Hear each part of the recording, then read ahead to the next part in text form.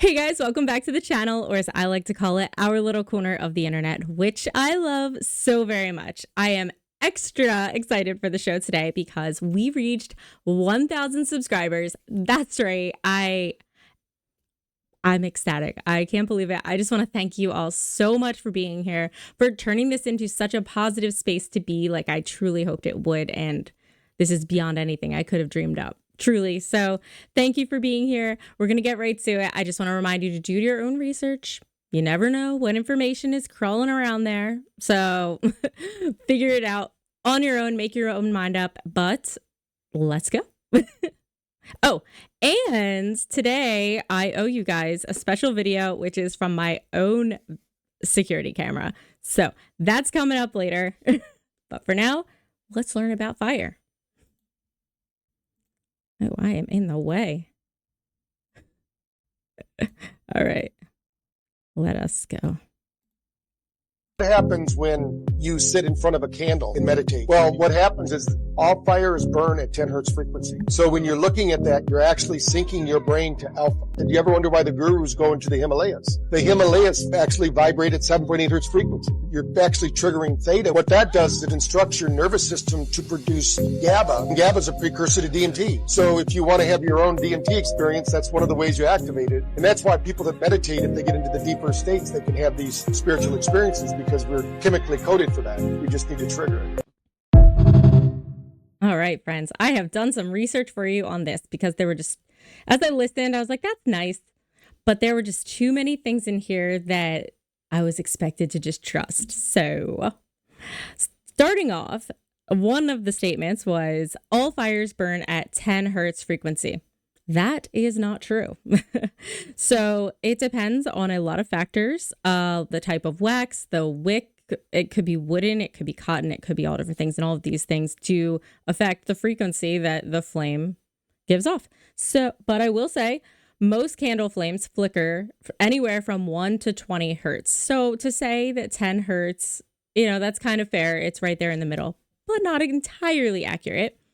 The next thing that was said is that that's why people go often to the Himalayan mountains for meditation and stuff like that, because the frequency there is 7.8 hertz. However, I believe that what he's referring to is the Schumann resonance, which it's all about the earth, and it's I don't fully understand it, but I will tell you that the Schumann resonance is approximately 7.83. So that's why I believe that's what he's talking to. I don't think you can specifically say any one place is that frequency.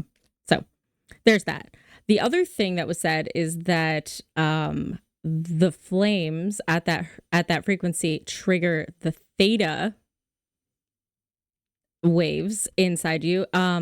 So theta waves have a frequency of 4 to 8 hertz. So technically anything in there is going to what he's calling trigger that.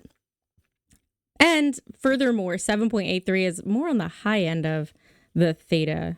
It's almost out of it. But regardless, yes, that part is kind of true. Theta waves are key in, let me see, you know what? I found something about this. I can talk about the Schumann resonance, I guess, a little if you want. It's just a set of spectrum peaks in the extremely low frequency portion of the Earth's electromagnetic field spectrum. The fundamental frequency of the Schumann resonance is approximately 7.83 hertz. So that's that. Theta waves have a frequency of 4 to 8, and the theta waves are key in our brain's cognitive and emotional processes. So these waves help process information, make your memories tap into the subconscious. They're linked to creativity, intuition, emotional connections, things like this. So that part is all true. And then the last thing that was said, I believe, was that GABA is a precursor or theta is a precursor. I forget. But regardless, I'm just going to skip to the end to where they said staring into a candle is similar to being on some sort of trip. That is not exactly true.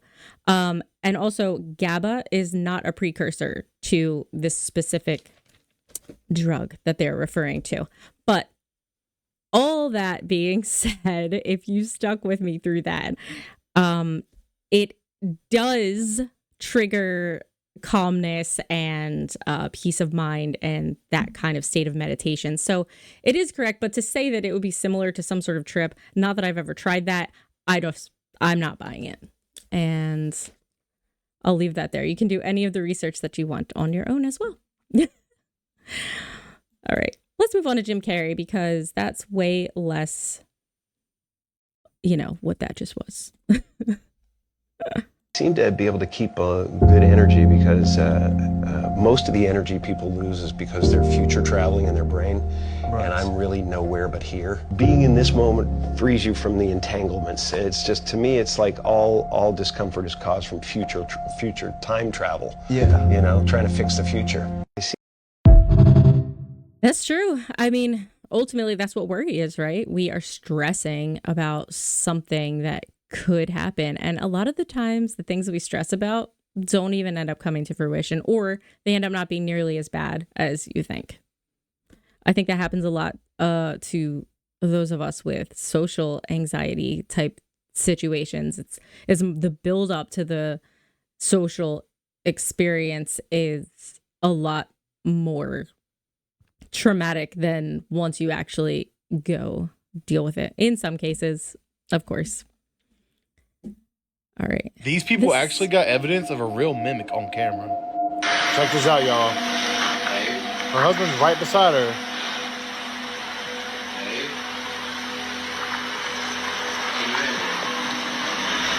That's a mimic, y'all.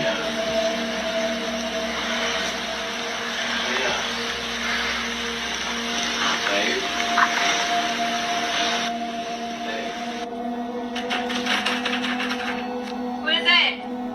Me. Who's me? Aren't you at your friend's sleepover?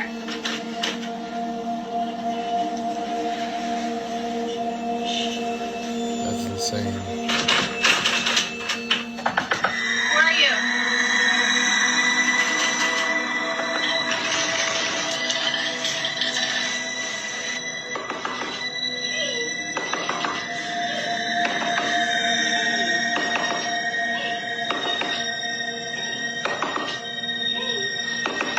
Throw the whole house away. Thanks for watching. As always, stay weird. That middle clip we did show before long ago, but oh my gosh, I am not down with the whole mimic thing. I do not like that. I don't like that at all. Oh my gosh. And the quick knocking, like, who knocks that quick? Ugh. Ugh. I don't know why. Freaked me out. Oh my gosh. Of course, it could be a recording. It could be somebody you know. That's really easy to say. But as somebody in the comments said about yesterday's video about the doll, what if it's true and nobody believes them? Oh. Let's learn about a new color. Shelby? Oh, and also, I wish people would stop putting this creepy music over these clips, because I don't know about you, but I don't need somebody to tell me I need to be more scared. I get there on my own. And it's what causes all these dumb copyright sound things within this system. Grr. Okay. I got a color you're going to want to share with the whole fucking world. And that color is Eigengrau, also known as intrinsic gray. This is the color you see when you close your eyes. Go in a dark room and close your eyes, and you won't see black. You'll see a very, very, very dark gray. But Tyler, there's no light. How am I seeing dark gray? Should be black. It's a trick. You see, our eyes contain a protein known as rhodopsin, which acts as a photoreceptor. It responds to photons and light rather than color. These proteins are constantly ready, constantly active, and they continue to react as if there's light even when there is no light. This stimulus gives the effect of a dark gray field as opposed to pure pitch black. Eigengrau is a phenomenon your brain creates as if it's always ready to perceive light and will always have the ability to perceive photons and light. It's made up. It's your own personal gray that only you experience, and we all assume we all experience it, but it's just pretty much for you. I mean, it's for all of us, but it's just something we all kind of agree is happening. But the science is there. This phenomenon is also vital for distinguishing things like contrast, which is important for human survival. That's only one of 100 amazing colors in my new book. Oh, so did he invent the color? But irregardless, that is cool. And aren't so many things like that? We just trust that everyone else sees blue the way that blue is. I mean, what is blue? It's just a word that we say. I don't know. I love that thought that we see things differently or to a different degree.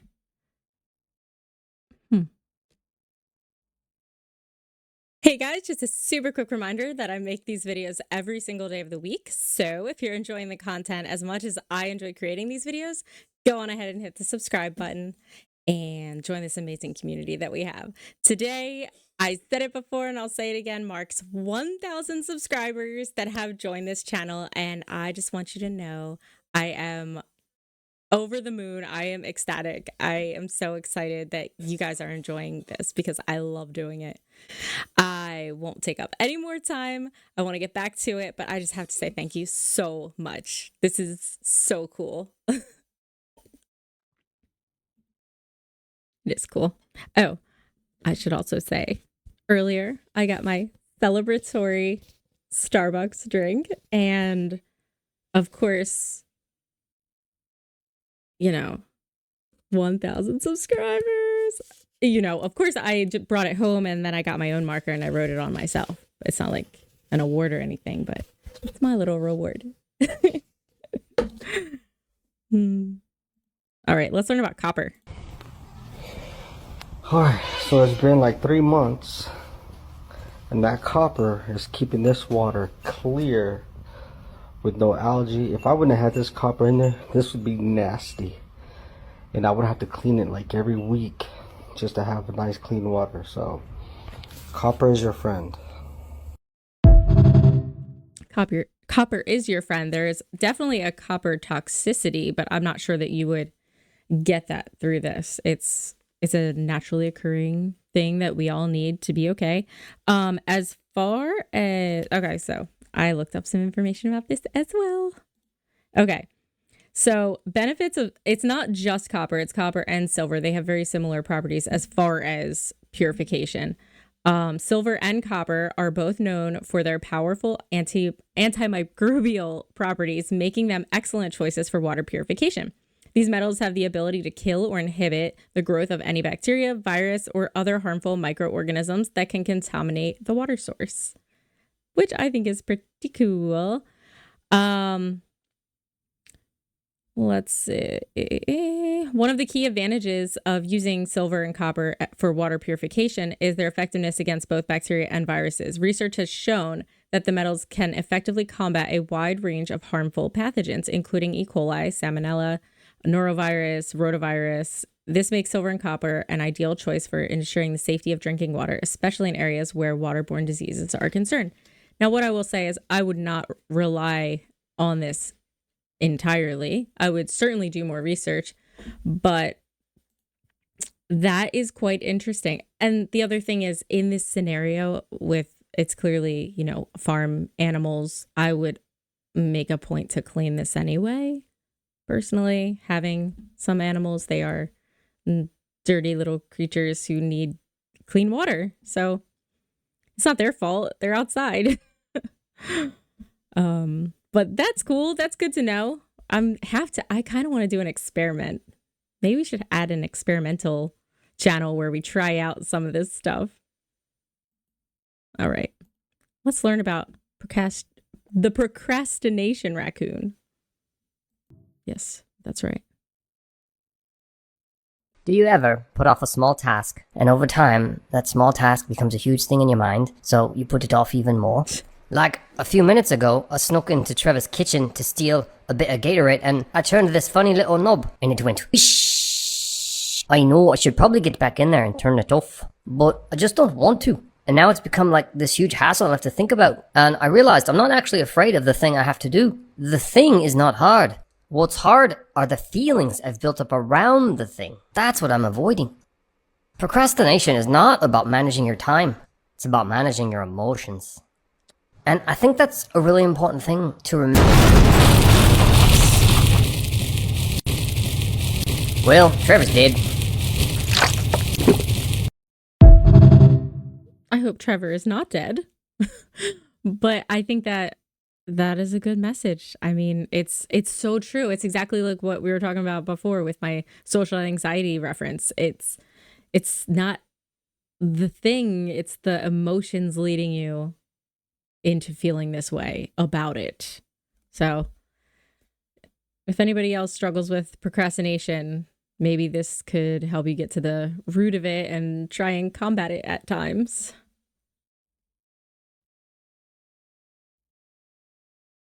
All right, let us learn about Shungite.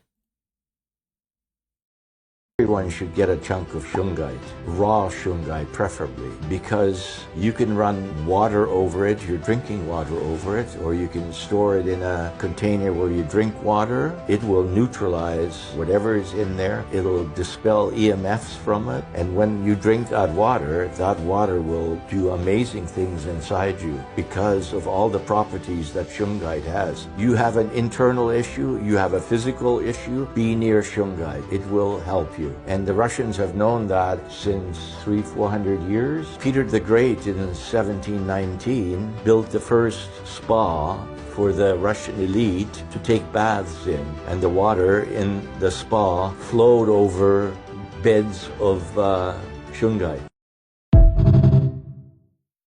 I was a little skeptical, although I do believe that absolutely in the healing power of, crystals and different vibrations and everything like that. I certainly do believe in alternative medicine, but I was skeptical of this. However, obviously this is not medical advice. Please do your own research. But I did find that these stones are known for their powerful healing properties. It has a long history as a water purification method, and drinking Shungite water may help remove harmful pathogens. The carbon structure of Shungite can destroy bacteria and viruses, making it effective for water purification. I wonder what would happen if you put it on in there with the copper. Just like the most pure water ever. It is believed to have originated over 2 billion years ago and was even used by Peter the Great for water treatment. So, and I believe it does originate from Russia, most of it. So there you go. I am excited to tell you that it is time to share my clip. Okay. Ready? All right. It's back there.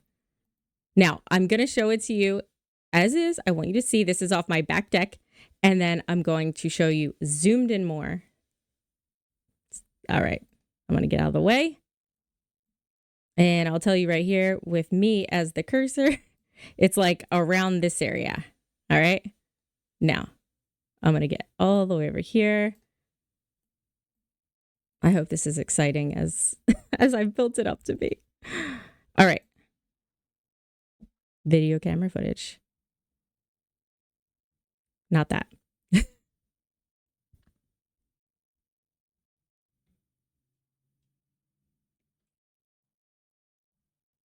Coming up. I guess I could have skipped forward, huh? Are you ready? What is that? All right, ready? We're going to do it again, and I won't make you watch the whole thing. Ready? We're just going to zoom on in really, really far. As far as reasonable. Something like this, probably. Okay, ready? I will skip forward. All right. Look at this. What is this? Look at that. It's huge. Absolutely huge. I wanted to do the further out one first so you could see just how far. I mean, that is far away. That is in a forest across many acres. Look at that. I know someone's going to be like, oh, it's It's not just. I've shown many people this who were like, what? And I checked the news for weeks. Nothing. Not a blessed thing. Look at that. Look at the trail it leaves even. Look at that. That is huge. That would have made a huge impact. I have no idea. I would love any of you guys to let me know what you think that was. I mean, obviously we're going to say like a meteorite or something like that, but I'm just surprised that no one ever said anything. It's quite a small town. And I made my way over that way and went to the little store that's there. Not anybody. Weird. I hope it was worth it. Waiting to 1,000. Please don't hurt my feelings and say it wasn't, because you know it was awesome. Let's learn about aura.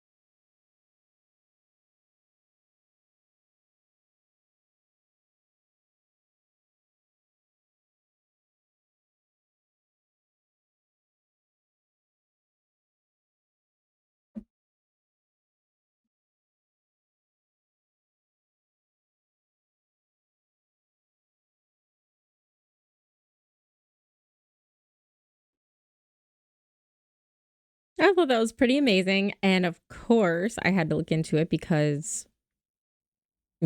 glowing people. So I believe this is Dr. Valerie Hunt. She, according to awaken.com, as well as other sources, if you just Google her name, has proven the existence of the human aura. She measures and maps the bioenergy field. Her work is a unique and groundbreaking contribution to our understanding of the energy field that surrounds and affects our mind and bodies.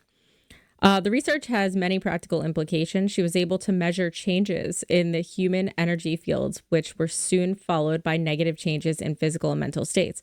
This proves how changes in our energy fields occur prior to the diagnosis of actual disease conditions, which, that's amazing. That's a great bridge from homeopathic methods to scientific methods. She's researched the existence of human aura or the energy field for over 40 years. She did extensive research, she developed her own recording device to discover and measure the frequency patterns that exist in physiological, emotional, and consciousness based on conditions and diseases. So her data also shows the first chaos patterns that were ever demonstrated in biological systems. So, if you want to dig down in that hole, her name is Dr. Valerie Hunt. And it's pretty amazing. Believe it, whether you want to believe in auras or not. We definitely all have vibration, without doubt. We're going to go ahead and show our happy clip now. And it's really just funny. I just don't understand why I can't live life the way that I please. I want to pretend that I wake up on a cruise and I grab a robe, put it on, drink my coffee, and stare off into the ocean. It's not a hard thing to accomplish, okay? It's called affirmating it, and I'm putting it into existence. So hop off my taquito when I'm living my best life. So beautiful. There's a dolphin. Could look out into this water for days.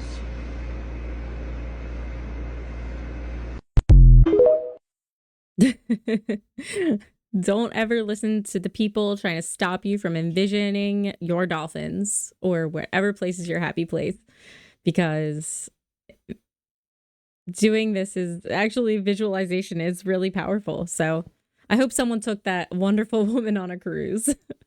I also just want to say thank you again. And thank you for watching these videos. I hope you found some entertainment as well as some things that sparked your wonderment in, whether it be the flames or the auras or anything. So I hope this gave you some stuff to think about and you enjoyed spending this time together. I still am just like 1,000 subscribers. Wow. So thank you for that amazing honor of being here, and I hope you are having a beautiful day, as great as mine has been, and if not better. I hope your families are well. I hope work is well. Just stay positive, hug those you love, pet your pets, and have a beautiful night. Good night to my wonderful grandmom and my amazing family. I love you guys, and I love you guys. Good night.